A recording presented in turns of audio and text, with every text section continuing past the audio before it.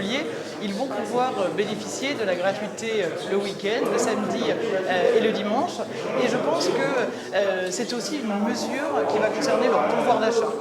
C'est d'abord une mesure qui va concerner tous ces étudiants qui marchent pour le climat, parce que nous avons construit avec la gratuité pour nous une politique publique qui allie aussi bien la question de l'action sur le changement climatique pour améliorer la qualité de l'air dans la métropole de Montpellier-Méditerranée, mais aussi d'agir concrètement sur le pouvoir d'achat des familles, des ménages et notamment, évidemment, des étudiants.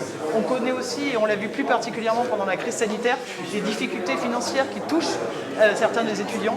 Et donc nous pensons évidemment que la mesure de gratuité doit les intéresser en premier chef, dans la mesure où ils n'ont pas encore fait le choix de la voiture thermique. Donc plus vite ils seront évidemment intéressés, ils auront fait le choix d'une mobilité vertueuse, finalement plus vite ils adhéreront à ce choix-là.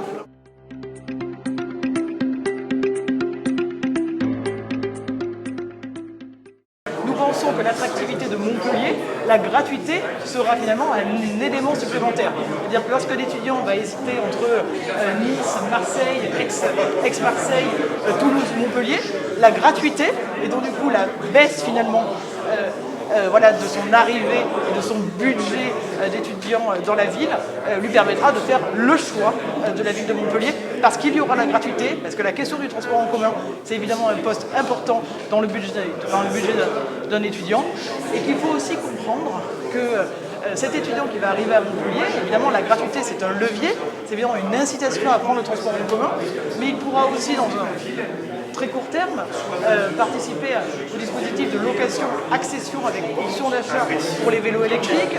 Il aura un réseau de tramway de 4 lignes avec bientôt une 5e ligne que nous inaugurerons avant la fin du mandat. Il aura aussi un réseau express vélo avec la prolongation des aménagements cyclables provisoires.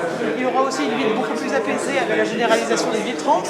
La gratuité, elle s'inscrit dans un plan et dans une vision globale des différentes mobilités, et donc évidemment ce choix-là, c'est de ne pas mettre en concurrence les différents modes de transport, mais bien d'opérer une complémentarité entre ces différents choix.